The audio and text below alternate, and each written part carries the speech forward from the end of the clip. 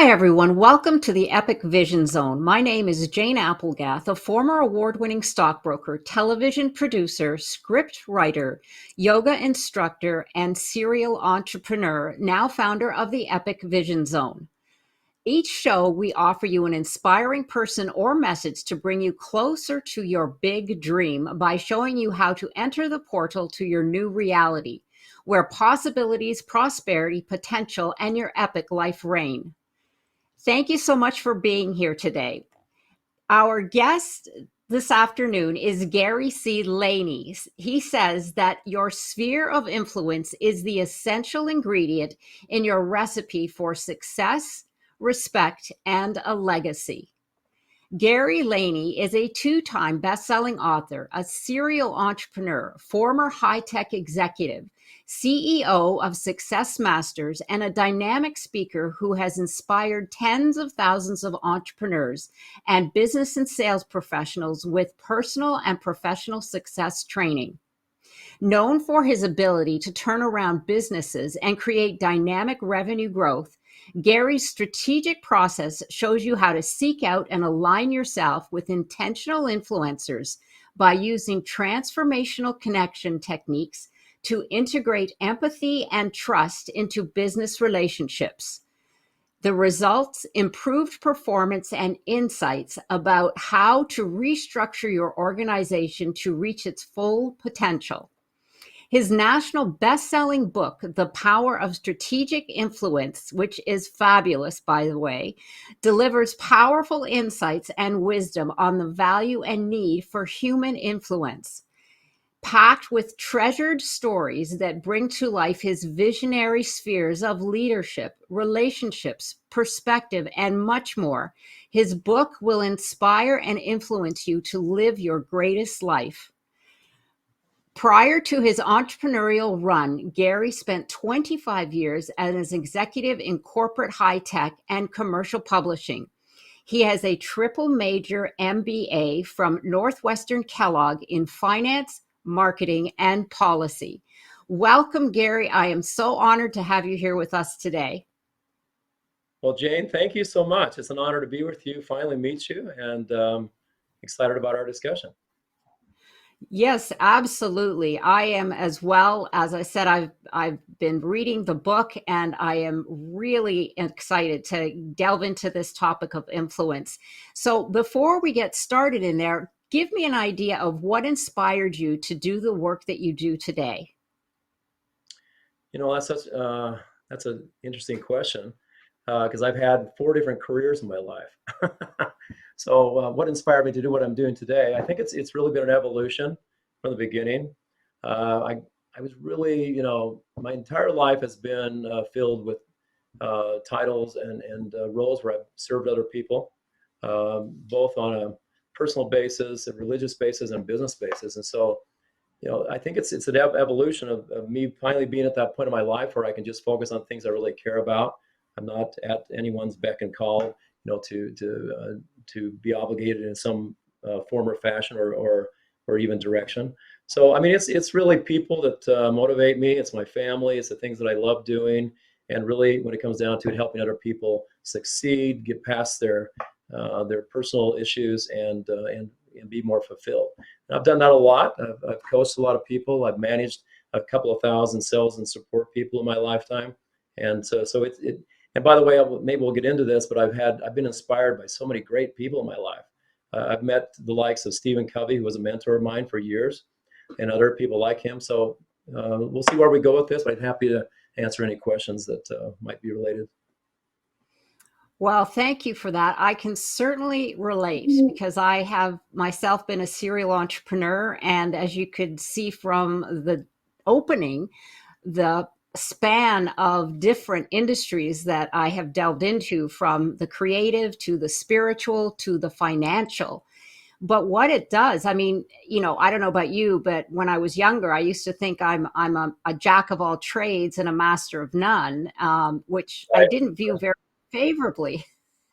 No. But now, looking back, it's given me the tools to do what I do today. And likewise, I see that with you, and especially I can see that in the book as well. And we'll get into that.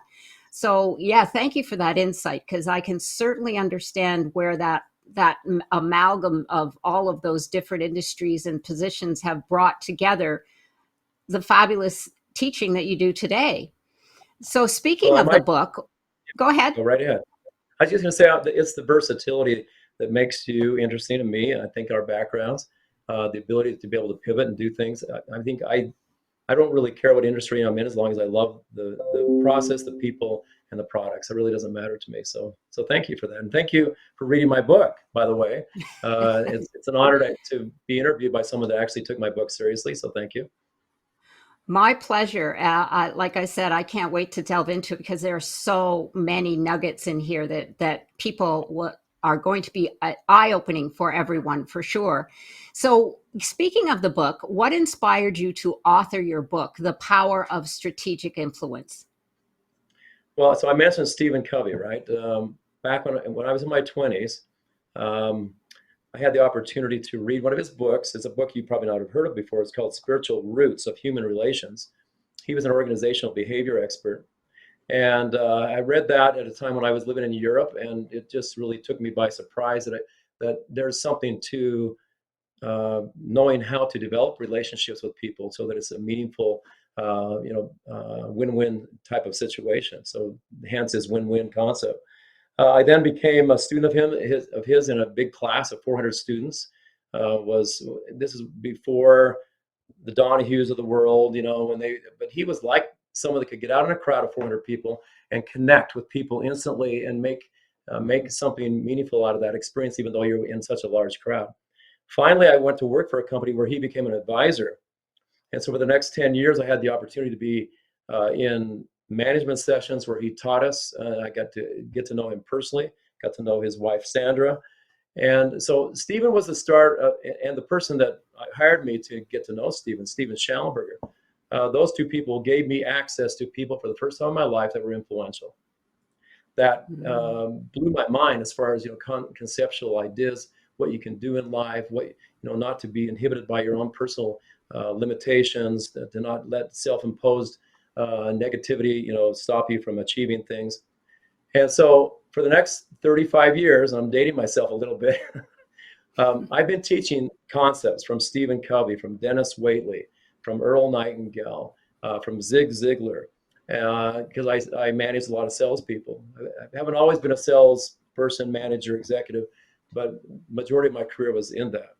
And so over the years, I extended those principles. I created my own principles that were more tactical to the things I was doing and the people I was managing. And so I've wanted to, for 15 years, with all these different roles I've had, to write a book. I knew it was going to be about influence. Later on, I decided to call it strategic influence. We can talk about why that matters. But um, I was inspired during COVID. If you want to know the truth, I just sold my company called Trustegrity. It was a networking company. And I had nothing to do. I thought for 6 months, I thought COVID would last for 6 months. How long did you think it would last? Not as um, long as it did. and it hasn't stopped, right? So I thought I had 6 months, so I laid out a plan. And I'll tell you what really got me going, what really motivated and got me off the stick was three women in my life: my wife, Carla, my daughter, Kylie, and my granddaughter, uh, Katie, who has written a book and published it and is in the process of now publishing her second book at 20 years old, if you can believe that. So they were involved in writing, and they said, Dad, you have nothing to do. Why don't you follow us and write for the next few weeks? And so I took the challenge. I said, man, this is probably the first time I've ever had the chance or time to do it. I got involved. The first chapter didn't go well, I didn't think, and so I stopped the process. I had an editor, a story researcher, and I said, let me take time to get to know myself a little bit before I finish the book or continue. So I did two things. One, I took the time to do a survey with hundreds of leaders to find out what the current thinking was about influence. That was number one, and leadership. And number two, I stayed up all night one night and mapped out what I call a table of contents roadmap. And so the next morning, after 2 hours of sleep, I got up and said, I finally have my act together. Now I can pull the team together and we can just move through this, I think, efficiently. And that was the case. every week we were pumping out a chapter. And so within 3 months, the book was written. Then we did all the, the aspects that come with a book, the artwork, the graphics, the illustrations, the book cover, the editing, all that stuff. And so 6 months later, we had a book. And so that's kind of how it all happened. That's the process. But really motivated because of the three women in my life that really got me going. Well, yes, we have a habit of doing that. We know we can feel in our hearts that this is the path that maybe you should be taking at this time. But what I loved about that story, Gary, was that you said, first off, you said, let me get to know myself first, Yeah, which yeah. was really interesting, because many of us who have never tackled a book or maybe started and then stopped, it really is an exploration of not just yourself, but of all your experiences and all of the learning that you've had over the years, and what the focus needs to be. And I love that you said that you built that blueprint, and from that blueprint you were able to take off, because that was the structure basically that allowed you to just bang it out in a very I say quickly, a very quick time, because it is substantial. The book is a nice thick. I've got a copy of it right here, and it's a substantial book. So yeah, kudos to you. Yes, Thank you. COVID gave a lot of people opportunities to do things and take them out of their wheelhouse. So thank you for that insight. Now, Well, influence. thank you. Speaking of that, Yes. oh, and I loved your story also of how you got started with the two with Cubby, and how they influenced you. I'm very tuned into this now. Most certainly did. So Yeah, very, very much so. yeah. So that being said, what is your definition of influence? Because in today's high tech world and social media, a lot of people believe that your social media influencers are valuable, but there is a big difference from social media influence and business influence, and it is huge. So if you could share that with our audience, that would be great. Well, thank you. I have to kind of step backward to explain my view of influence. I mean, influence is having access to great and wonderful and very reputable people, in my view. But um, when I decided to name the book, I decided I didn't want it to be The Power of Influence, for two reasons. One, there's books out there called that. And secondly, I wanted to distinguish between what you just mentioned, and that's social media. Nothing wrong with social media. It's very powerful. I think every company has to have social media, in their marketing plan. But to me, social media influence is transactional. It's short term. It's the here and now. That's why we have so many selfies and things that are happening at the moment. So it's kind of real time kind of stuff, and I love that. But my book is about how to identify and gain the attention of highly influential people who can help you succeed. So that's really the critical piece. So how do you do that? Well, in order for me to get involved with someone, I want it to be long term. I want it to be strategic to me and them. It has to be win-win, like Stephen Covey talks about. Strategic means that it has to be fitted. It has to fit the mold of the company that you're running, and the person getting involved has to understand that, have a background that relates to it, and have a commitment to help you on a strategic basis. If I hire The Rock, and I would love to, he's probably too expensive for me to hire, and he mentions anything about me, I might get 4 or 5 million hits one time. But he may not know anything about networking or about people or about developing reputation. I think he does, but I don't think on a business level he would relate to me or my book or my company that I'm running. So backing it up, that's the reason I called it strategic influence. How do you make things on a strategic level that makes sense for you and the people involved? And more importantly than, so I mentioned that premise of my book about how to identify, that's number one. How do you gain attention? Number two, of highly influential people who can help you succeed. Those aren't even the two hardest parts. The most difficult part is how do you cultivate a relationship with someone who's Mm-hmm. highly influential, who is strategic to you, who can open doors you can't open for yourself. That's really the critical piece. If you can do that, you've won the game. And by the way, one last thing is you cannot have a myriad of influential people in your life. First of all, it'd be very difficult to do that. Everybody wants access to these people. And two, you can only really have a very strong and tight relationship with a few people. And so, yes, you work to get followers, you make connections every day, you look for potential partnership opportunities, and then you look for those special, 4, 5, 6 people that really can make a difference to you and you to them. Yes, it that has so much powerful information packed into it, because you are absolutely right. I do find that the social media is more transactional. The business influencers almost become like lifelong mentors or lifelong friends, even in that case, where they help you, they mentor you, they might sponsor you, but they also inspire you. And so I completely understand the difference, and I'm grateful that you distinguish that for our audience, because there is a big difference between the two. And speaking of that, you may have already answered this question, but what is the most important quality an influencer should have or cultivate? Um, you asked me a lot of hard questions.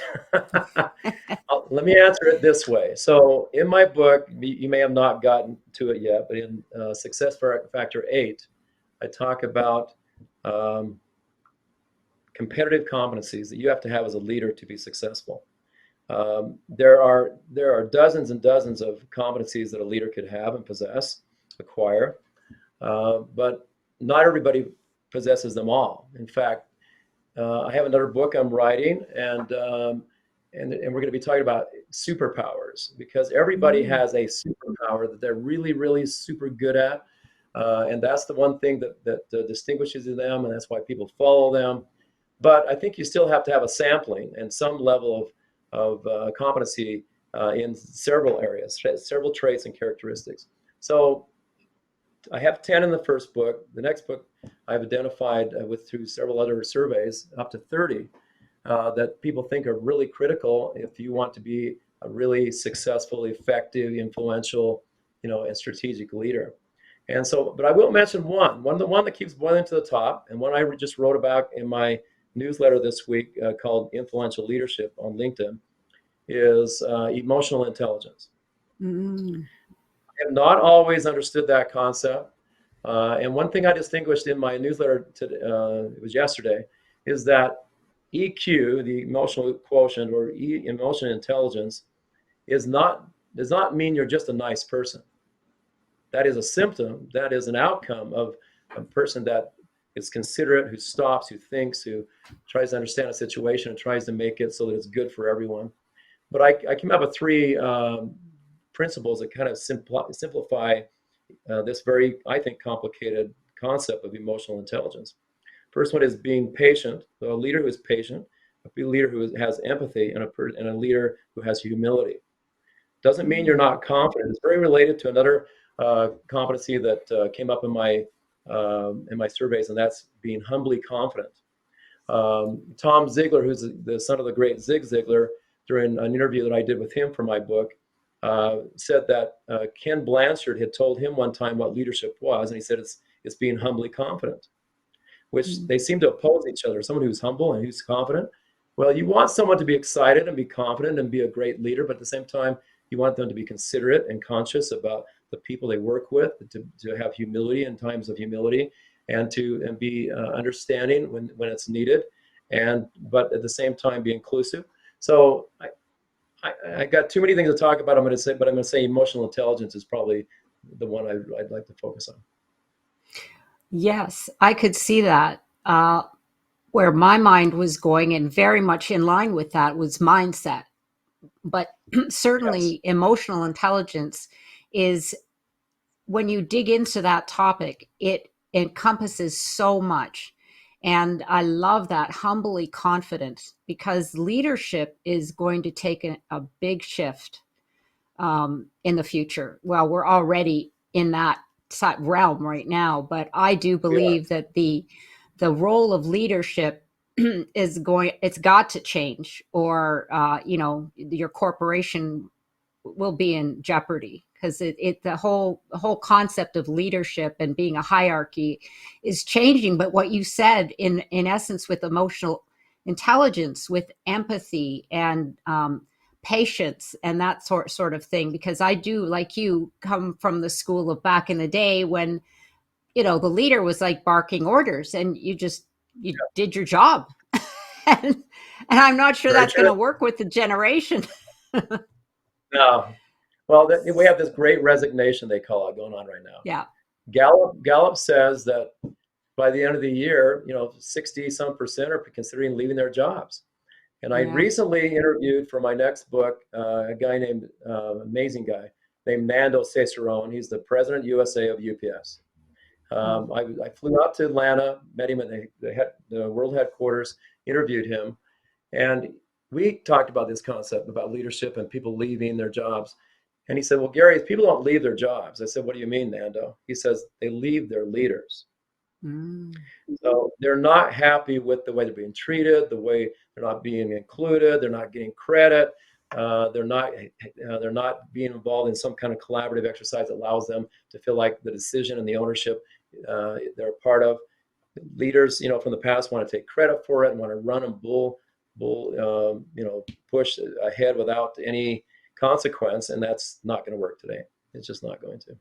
Right. Oh my gosh, that is wow. I love that. They're not leaving their job, they're leaving their leaders. And therein Right. lies your emotional intelligence. All of those things that you just mentioned. Spot on. By the way, I love the stories in your book, and they bring everything that you're teaching to life. I just wanted to mention that. So I'm really curious what the law of attraction and influence have to do with each other. You had a piece in your book in reference to that. So maybe give us some insight into how those two come together. Yeah. So let's just kind of back up a little bit. So law of attraction means to some people that if you think it, it'll happen. It's just magically going to happen if you just think it. And I think that there's an element of that, of having a positive outlook, setting goals, getting people involved. But there's much to do about action as well in the law of attraction. When you do things that people like, they're attracted to you, and other things Right. seem to happen because you start building momentum.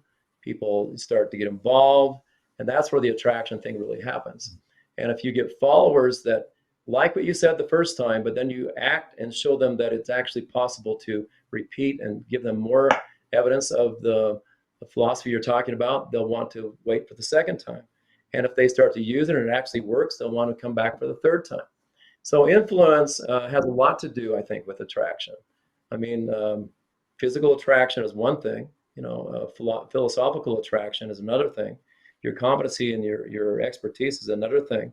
It's really a comprehensive, I think, solution to get to that thing we call, it sounds so simple, as attraction. Because if it's not sustainable, the attraction really it wasn't really real in the first place, I don't think. It might be a short term, I liked it, it's interesting, and I never come back to it. So what's the substance that's involved, and what makes it interesting for me to stay with you long term? And I think that's what Right. strategic influence is about. Yeah, absolutely. Because if you're in order to be an influencer, excuse me, you would want to be attracting individuals and vice versa. So yes, it makes sense in that respect. And tell us then what positive value influencers, why they should you should know them, because there is a difference. There's how you call them positive value or influencers with positive value, why you should know them, an exercise that can help people get started. You have a great exercise in your book, which isn't difficult to do, but I would never have thought of doing it until I read your book. Why don't you share with me which one you're talking about before, so I don't go down the Yeah. wrong path? Sure. It's about making a list of people you want to meet. Right, right, right. I love So, that. so That's so yeah. So simple. listen, I'm a sales guy from the word go. I'm more strategic than that today, but if you want to do something with people, you have to have a target list. And the target, and before you have a target list, you have to have a profile. So let's start with a profile. What kind of people make sense for me to get involved with, and consequently, people that I can add value to. If I am introduced to somebody that's fantastic, that's great for me, but they don't see value on a reciprocal basis, it won't last past the first meeting. So positive value. Let's talk about value, Jane, because there are really three kind of running themes in my book that I think are really worth talking about. And that the first one is value, personal value. Each of us has or has to have a personal level of value to attract other people, going back to that attraction model. For me, personal value is the subset of three things. It's education, and we all have to have education. It's experience. That gives you the ability to request, some compensation because now you have experience, and then expertise is what makes people want to keep you around because you can actually solve problems. And so we'll start with that personal value, which gives you when you go to an employer for the first time and say, I'd like to be hired. This is a position I'm interested in, and I think I can add value. What does that mean? I'm adding value because my education, my experience, my expertise. So back to the people that we want to gain access to, that we want to identify, gain access to, and then cultivate a relationship with. So profile, I need to figure out what's the right kind of person that will relate to me, my company, and my customers. Second of all is target list. How do I identify those people? Well, I ask people, I do my own research, I come up with a list, just like you talked about. Next is how do you gain access to these people? Most often, the best way is through a warm introduction. Find someone who trusts you, that knows somebody you want to be connected to. They have to trust you in order to feel comfortable to introduce you in a way that makes it a warm introduction. If you have a warm introduction, then the person on the other side, because they trust the first person, might say, well, if there's somebody you trust, then I certainly probably can trust them as well. So I'll give you an example, because my book is probably the best way to explain it. When I first started, I thought I'd like to have a few people in my book that are highly influential, that can exemplify the concepts that I'm trying to teach. After I had interviewed 3 people, they were offering, because they thought it was such a great experience, our interview, to introduce me to other people. So for example, Brian Esposito, who's in my book, he's a great friend. I've known him for 20 years. He used to be one of my clients years ago. At the end of our conversation, Brian said, do you need other people to interview? I said, well, yeah, I do. And I don't know how many I'm going to interview, but ultimately I had 12 chapters. I decided I had to have 12. And of course, I wanted to have 6 women and 6 men.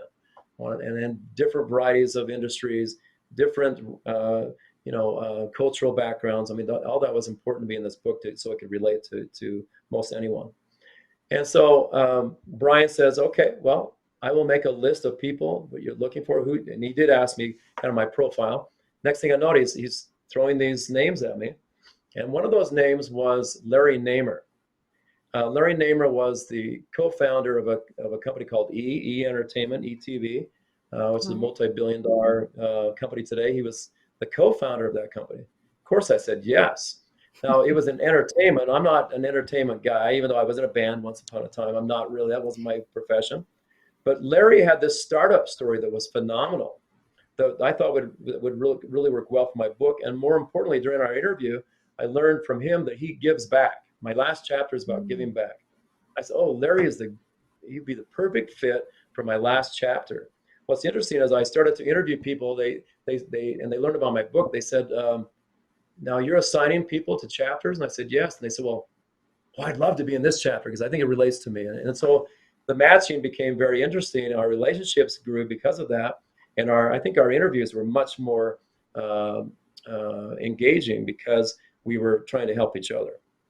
And so again, that formula, identify, gain access, and cultivate. Cultivate to me means I have to bring back to the value thing. I have to bring value so that you would want to spend time with me after our first introduction. Introductions are not the easiest thing to get, but it's much easier than trying to gain access to someone on a long-term basis. How do you cultivate a relationship so they would say, let's schedule a next meeting? And if you can get to that point where you've identified something that's important to them that you can do for them, you should do it first. You shouldn't wait. You shouldn't go in and say, I have a list of things I'd like to get from you now that I have access to you. And they would show you the door. But No people think kidding.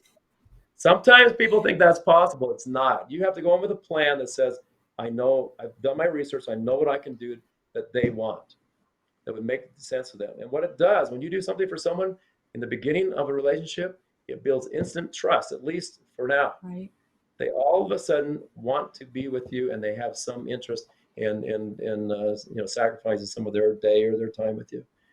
So that's a simple formula, and there's 5 steps to it. But thank you for mentioning that. I think that's really what I'm trying to accomplish with people. Yes. Oh, that was incredible. The trust. Once you build that trust, then you have a person that will want to help you. And I love because there's a process there so that people, anyone and everybody from entrepreneurs to people who are established in business, because like you, I have been in sales. It was the stock brokerage industry, and I had to make lists Yeah. as well. But at that Okay. point in my life, I never thought of influencers. And thinking back, boy, that would have been a huge help. It was cold calling. We didn't have the cell phones, et cetera, or the emails. It was basically, here's your phone and here's your desk. I'll see you later. But certainly once I actually, now that I think back, once I did build trust and a relationship with those clients, they began to refer other individuals. So Well, you're yeah. absolutely right that resonates. And I think of entrepreneurs because I love to inspire and provide knowledge and resources for female entrepreneurs. And this is so vital. Make a list and then find somebody who knows them and start making introductions for people to help you. That's one of the things that I love to do here on the Epic Vision Zone, because I do have the ability to connect with individuals like yourself. And then I'll come across someone who is in need of some advice or how to scale their business or how to do something with reference to their growth. And I'll say, well, you know what, I know so and so, let me see if I can connect you with them and possibly they can help you. So absolutely, that is I think that a terrific lesson that I learned, and I just smiled when I read it. I thought, oh my gosh, this is so simple, stupid, why didn't I think of it? Well, Jane, in my book, I have a concept called center of influence, and Stephen Covey used to talk about circle of influence, a Ah, center of influence. But to me, a center of influence, and you're a center of influence because of your show, because of your background, because of your expertise, because of your success, and people see that, and you are a conduit, that makes it possible for other people to connect. And so you are a person of influence, and you have the ability to make or break probably some people just because they know you. So it's an interesting concept. It doesn't have to be a selfish concept, because I think the more you give, the more you get. Uh, yes. but uh, but I think it's an important concept. Everybody should learn how to do. Absolutely. And as you could tell by making your phone calls, people were on board. I love that. Oh my gosh, where they're like, well, I think I fit into this. I don't know about you, but I would be smiling. I'm going, wow, this is really a hot topic. I've stumbled upon something really great here. So just, that was a great story. Thank you. Well, Yeah. speaking of personal driving forces and things that move us, you have a quote in your book by Tony Robbins, and I just like to read it because he says, there is Sure. a powerful driving force inside every human being that once unleashed, you can make any vision, dream, or desire a reality. Why do you name driving force as one of the success factors in your book, and how do we leverage it? So that's success factor 7, and so to me, it boils down to one word. It's called purpose. But I don't just mention one. I say driving forces, because all of us have different roles in life. You're a leader, you're a father, you're a daughter, you're a wife, you're a mother. So every role you have to figure out, like I said at the beginning, what does this mean to me? Why am I doing it? There's a guy that I interviewed in my book. His name is Gary Kennedy. Gary was the first president of Oracle USA. So he was in one of the like number 8 employee, with Larry Ellison back in the day.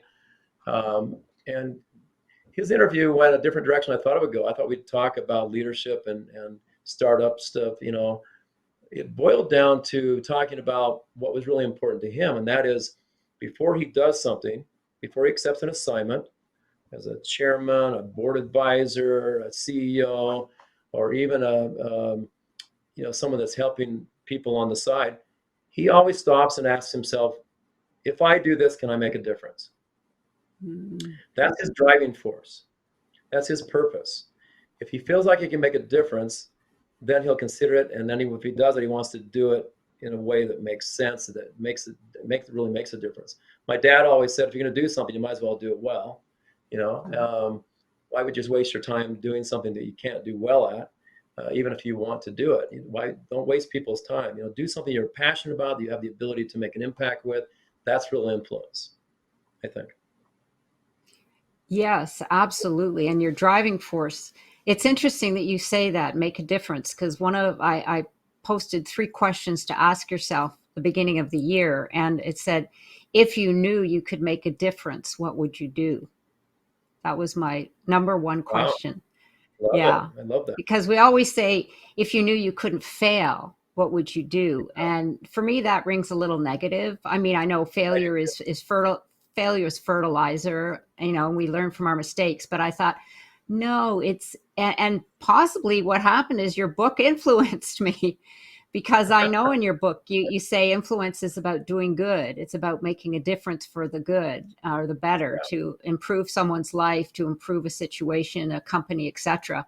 So yes, I did. I said, if you knew you could make a difference, what would you do? So that's really interesting. But thank you for that That's fantastic. information. So knowing the company that you keep, why is it Yeah. important to surround yourself with big thinkers? And this is really vital for a lot of individuals, because sometimes we have the naysayers that stick around, and they play a head trip on us. And I'd like to get your opinion on why this is so vital to be aware of the company you keep, and why big thinkers. Well, I want to start before I get to big thinkers. I want to talk about the value thing again. So one of the concepts I talk about is before you make your list, figure out who are the grifters in your life and push those out.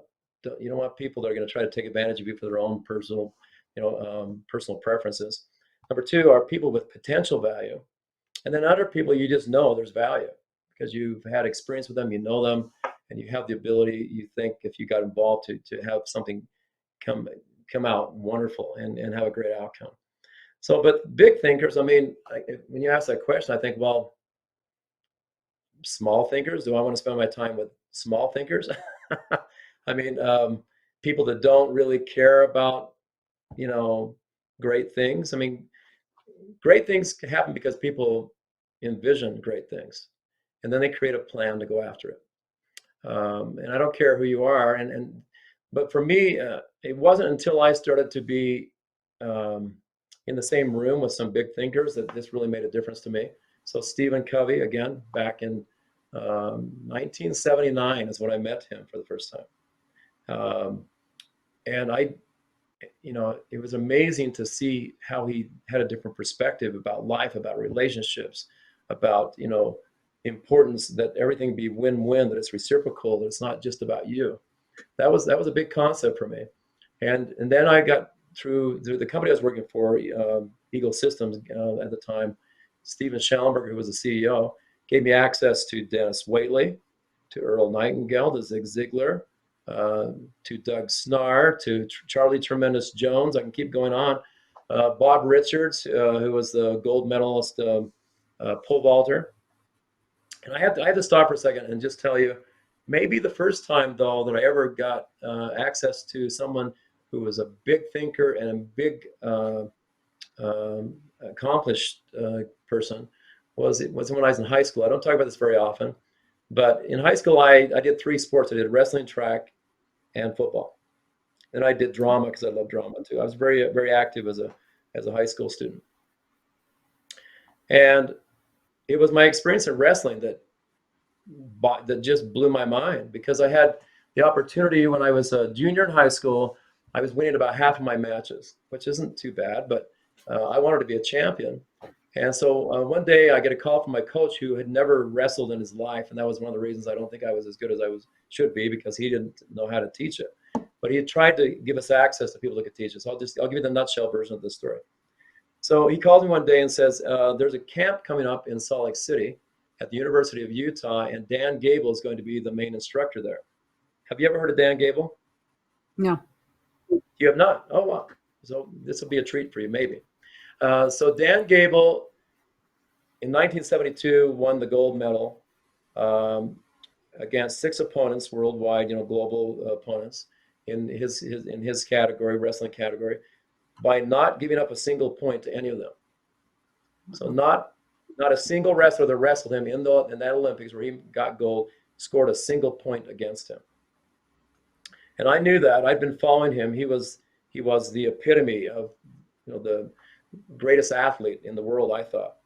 And so the chance to go to a wrestling camp and actually meet the guy, get trained by him as a student, that was doing okay and okay wrestler. But I had bigger ideas for myself. So I went to that camp, the short story of it.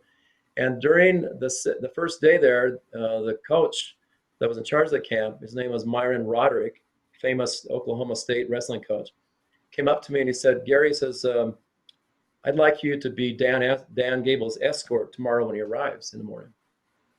I go, "Are you kidding me?" So I show up the next morning. Um, I met Dan where I was supposed to meet him, and they told me I was supposed to take him, get him checked in, take care of him, make sure he had what he needed, and then come back to the camp. So I did. I met him, shook hands, grabbed one of his duffel bags. We went off on this, the sidewalks towards his dorm where we're going to put him. I can't imagine being in a dorm room these days because he's famous. But I on the way there, it took us 20 minutes to walk there. I had a chance to get to know this guy. He was very low key. He is world famous, but very low key. But I happened to ask a very stupid question along the way, which has never left my system, and that is, he lost one match in his entire career. It was in college. It's his last match of his college career, and he lost by 2 points to a guy named Larry Owens. And so I said, "Dan," I said, "I heard you lost a match one time. What happened?" Oh, Of all the stupid questions I could ask, one of the greatest athletes that's ever lived on this earth, and he really was. He later on became a coach of Iowa State. His team won 97% of their matches over a wow. 21-year period. Over a 21-year period, they won 10 nationals, NCAA's. I could just go on and on about this guy because I actually met him and got to spend time with him. But he just responded to me during that dumb question by saying, "Gary, I had a bad day." And he Mm, never had a bad day before or after, by the way, ever. Won everything. Lost one match in his mm, entire career. So though you might not appreciate wrestling, you have to appreciate the story and the person that I'm talking about who blew my mind, who made me understand that there was more to your potential than you probably ever thought possible. And I went to that 1 week of training, got to wrestle him several times. I went undefeated that week. First time in my life I'd mm, ever gone undefeated, with 7 or 8 matches. And that next year I went undefeated the entire year. That was from having access to a big thinker, an amazing specimen or center of influence that became important in my life. And so to answer your question, why wouldn't you? Why would you spend your time with small thinkers if you had the opportunity to strive and gain access to people that are big thinkers? Long way to get your answer, but that's how I feel about it. no, see, stories are so exciting, and they bring the inspiration because you can see and feel that, obviously he had a huge impact on you, as opposed to if you switched the story and said, well, I walked the loser to his bungalow and we didn't talk about much, but basically, you know, Oh yeah. why do you lose so much? But yes, it also, and it's obvious in your story, is that it elevated your potential, Oh wow, because big that's time, that's big time. surrounding yourself with people who are, who challenge you. That's what I always say. Surround yourself with people who challenge you to do more, to think bigger, to go outside the box, to, if it's physical, to strive for that next level that you want to be at. I challenge myself all the time. I mean, I'm in my 60s and I made a point that I wanted to learn how to do handstand, and I've been doing Oh, it ever since. Yeah. seriously. So, Well, yeah, you and it's I are like, from the same era, by the way. I didn't have emails and cell phones back in the day either. You and I have a lot of things we could talk about on the side, um, but I think that's really it. I mean, yeah, people that are big thinkers challenge your mind. They don't yes. settle for mediocrity. And that one week, again, I went undefeated that next year, and then became nationally recognized. And that was for, I really give credit for that one week I had with this amazing guy. Wow. See, a person can make a huge difference, and that's why you just never know. Surround yourself with big thinkers or someone who challenges you. That's basically, I love it. Thank you for the story. So enlightening, and wow, you must have been like on cloud nine, thinking this is fantastic. Well, So I've never forgotten it. And, listen, I've had interactions with other amazing people. And more recently, I have with interviews I've been doing. And what's interesting is once you learn how to gain access to incredible people, it gets easier. yes, One, because you become reputable and trusted by other people who are influential. And secondly, because you're not afraid, because you're right. willing to put yourself out there and recognize you have value to other people. And if you can recognize that value and you can start displaying it and then offering it and actually see results, like Larry Namer, who spends every week he spends time with people that need help, even though he doesn't need to, because he, amazing, very wealthy guy. I think it just defines your life in a much better way. That's all. Absolutely. It certainly does. It defines your character for sure. Well, speaking of that, I know we touched briefly on leadership, but I had a question here. Do you believe there is a gap in leadership these days? And if so, how do we remedy it? Well, yeah. I mean, I mentioned the first is Gallup poll that I've been following. Listen, Gallup does hundreds of polls, and they've been doing polls for Mhm. decades. They've been following leadership for decades. And in 2016, I think it was, or 2017, they came out with some results about the fact that employees leave their jobs, number one, because they don't trust their leaders. They leave leaders, not jobs. And they also identified that companies were not investing in people to make them leaders. That was the biggest problem. Mm. Biggest gap is that companies use their VP of client acquisition, their internal recruiters to go out and bring in great people, not thinking that it's possible to do it from within and have more loyalty than ever to do it. I'm a big fan of In-N-Out Burger. Where do you live, Jane? I'm in Arizona, so we do have Okay, In so and Out Burger here. Yeah. Okay, so In-N-Out Burger, I knew them way back in the day when they were a tiny little chain. They do not hire managers for their restaurants. They only hire from within. So you start Mm. out flipping burgers or cutting fries. You can eventually become a manager that's making like 200 grand a year of a hamburger joint. It's pretty amazing. And Wow. so I think the biggest gap, I believe, and by the way, I don't have a problem with people hiring talented people from outside. I've been hired many times to come in and to restructure, to take a company, and roll it out. So I'm grateful for that. So I'm not suggesting that we should stop that. I'm just saying that we should pay more attention to the people we already have and give Right. them credit for the potential they can become.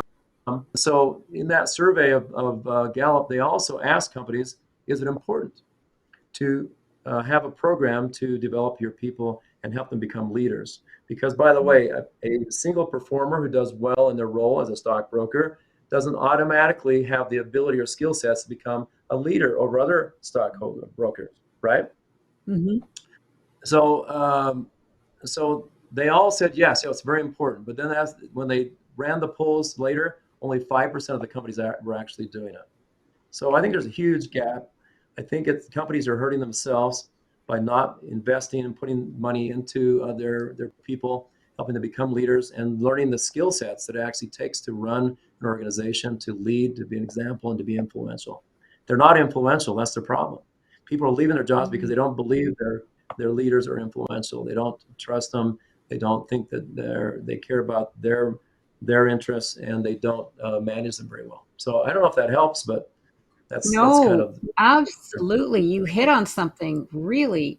You said they're not influential leaders. I was like, wow, that was a huge aha moment for me. You're right. They're not influencing them at any level. And that makes a huge difference. But what a great, you know, segue into what you're teaching, the difference of an influential leader. What you're absolutely correct. Because if you have a leader that's influencing you, it could be at a personal level, it could be at an educational level, it could be whatever it might be, you're more likely to hang around because you're with somebody who's thinking bigger and teaching you to do the same. So you're encouraging them and you're inspiring them, and they're saying, look what you can become, because they're influencing them. Oh my gosh, that just hit the nail for me. Yes, influential kind of leaders. Oh, kind of the gist of the book. I mean, that's what we're really trying to do, is right. learn how to become influential in a very authentic way, using emotional intelligence, all those skill sets that I was talking about. And so that someday you can help other people do the same. It's a reciprocal thing. Some people help you. Why wouldn't you do the same for other people? I mean, that's really the idea. Exactly. Absolutely. Well, you reveal 10 success factors in your book. If you were to choose three top factors, what would they be and why? Wow. So I've had people ask me this in the past. My problem with it is it's a very progressive track. Mm. So you start with, there's 6 spheres of influence and 10 success factors. We start with a perspective. We move to accountability, talk about spheres of influence. Then we progress to relationships, leadership, opportunity, and strategic influence. Embedded within those spheres are success factors. So if I had to choose three, I'm going to choose the first three. And the first one starts with having a survival mindset.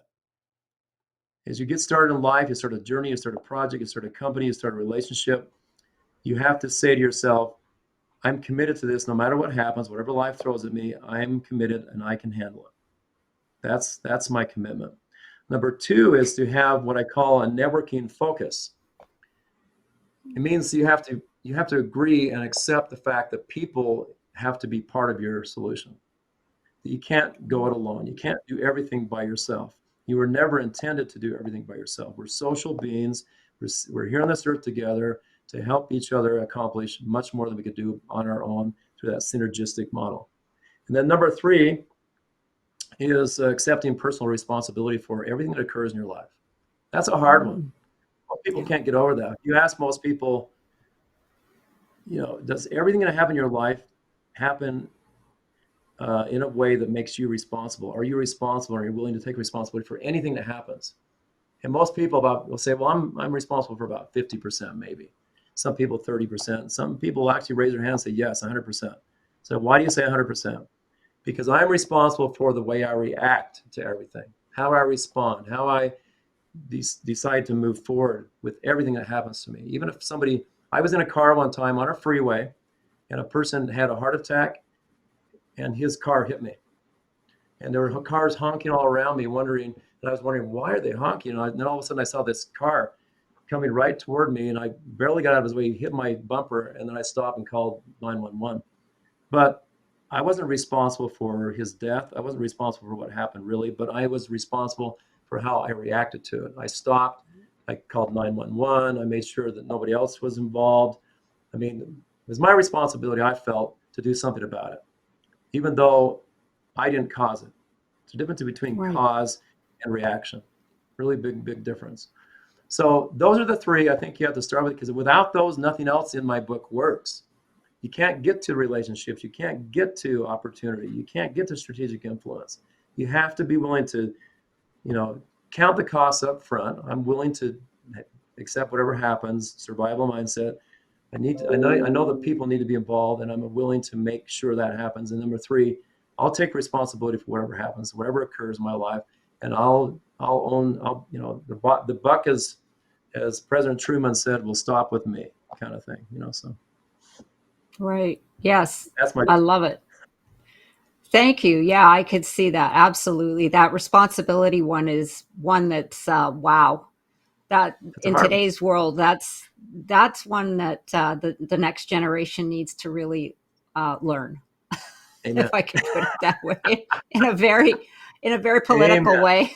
Yeah, amen to No, that, right? Oh my. I think I'll just I get think when they get go in their ahead. 30s, they finally figure that out. But in their 20s, they're like, okay, I Yeah. can surf this a little longer. I don't know. I admire You all the millennials and the Generation Zs out there because they're smart. But I think, yeah, there's some principles that need to be learned. Oh So yeah, absolutely. I'll just tell you a quick story that I please, witnessed an accident where this guy on a motorcycle, he was driving very erratically. So I moved into another lane and I thought there was something wrong with him. But so he basically went through a red light, like everybody had stopped, and he just went right through it, and wow, he got hit by a car. I mean, gratefully he survived. I mean, he had his thank helmet on. That's one thing, because here it's not a law. But and what everyone did, Gary, I was at the front of the stoplight, so I mean, I saw the whole thing. I was just like, "What is he doing? He's going right through the light!" And boom! And that's all these great. people got out of their cars, took out their phones, and I thought, "Oh, they must all be calling 911." No, they were taking video. I called Ah, 911. seriously? I didn't even think to put on my camera. And I was reporting it, and I was the first one because they didn't have any report of it. They didn't say, yes, we've got a number of phone calls. We understand where it is, blah, blah, blah. I was Wow, just shocked. I was wow. shocked. I was like, oh my God, all they're doing is taking video for their whatever. Well, Talk somebody could about be no hurt and response. dying, and they're taking video of it. So there's a movie that just came out. I just saw it. My wife and I went and saw it. It's called Otto. Oh, yeah, And with Tom, Tom Tom Hanks. Hanks, it's amazing. It's a Really? story about a Scandinavian person that's called Uva. My wife has read the book, and she said the book's much better because there's more. But as far as the movie goes, she thought it was really well done. But remember, he's trying to. Well, you haven't seen the movie, right? No, no. Okay. Well, there's a place in it where somebody is in trouble, falls in front of an old man falls on some train tracks, and everyone pulls out their phone and starts videoing it. This Mm. train's coming. He's going to be killed instantly, Oh, but nobody is trying to help the guy. how? They're just taking video of it. I Right. just couldn't believe it until Tom Hanks saves the day. So it's mind-boggling to me that people don't want to take personal responsibility for anything. It's really Right. really And it's a human disturbing. life, for Yeah, goodness sakes. It's not a movie. It's not for your feed so that you get more hits on your social media feed. exactly, Anyway, I that exactly. rings very true because I saw it happen. So, yeah, that Oh was my God. very interesting. Responsibility is way up there. So the Well, future, what are thanks to you you. most yeah. Go ahead. So the question that I have for you is the future. What are you most excited about now in your life?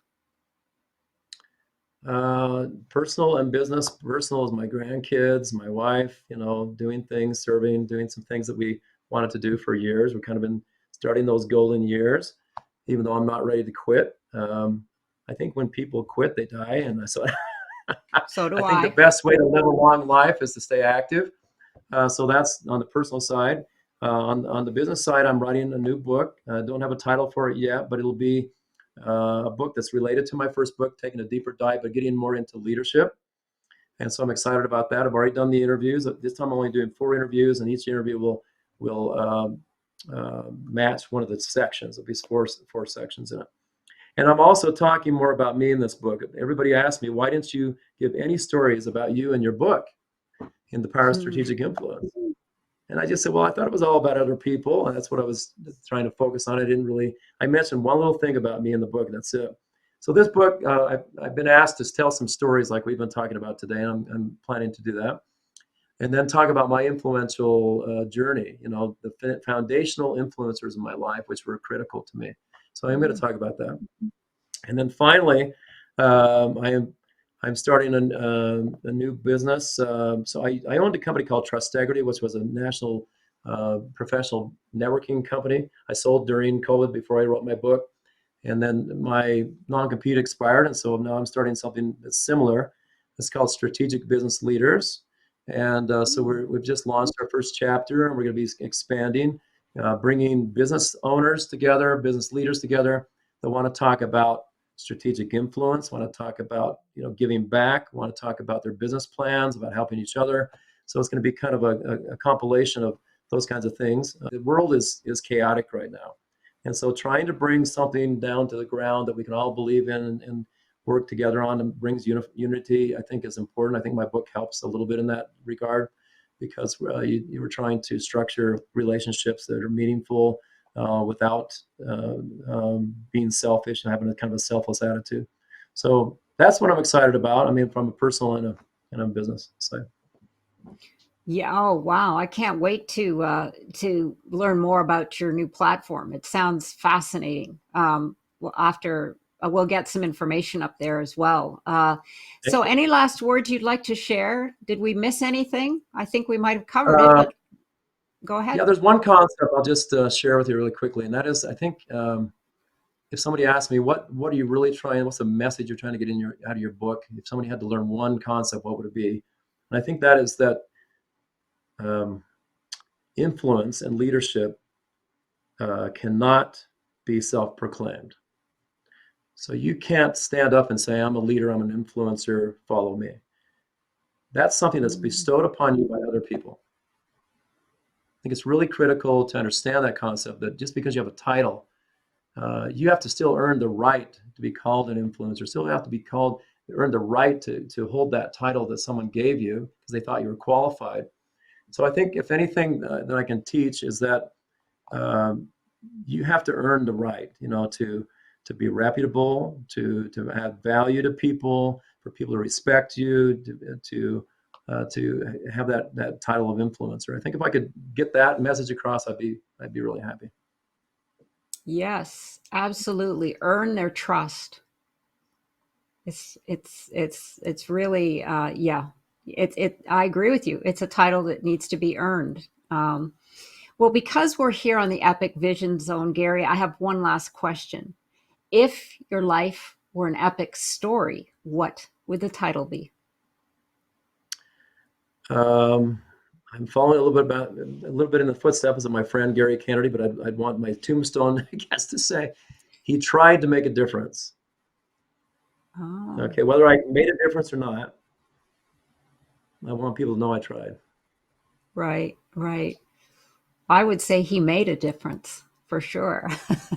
Thank you again, Gary, for joining us here today. Be sure to check out Gary's website at garyclaney.com and thepowerofstrategicinfluence.com. For Gary's social media links, go to the contact information on the Epic Vision Zone bio pages. We'll have it all there. And be sure to follow me on Instagram at Jane Applegath. And don't forget to reach out to me at janeapplegath.com, where you can access your free download, The Keys to Your Dreams. I look forward to connecting with you. This is the Epic Vision Zone, transforming your dreams into epic success.